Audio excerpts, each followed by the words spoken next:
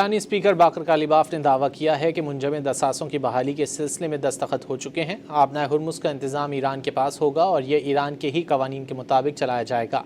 आबनाए हुर्मुज़ में मसाइल से बचने के लिए हॉटलाइन कायम करने पर इत्तेफाक किया है। ये इकदाम खित्ते की मईशत की खुशहाली में माविन साबित होगा।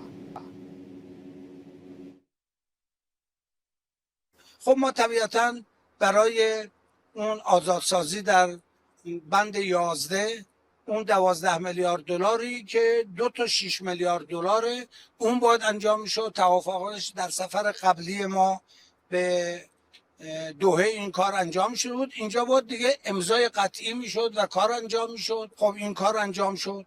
در رابطه با بحث بند 10 ما که فروش نفت خام ما، کالای و پتروشیمی ما و مشتقات اون بود.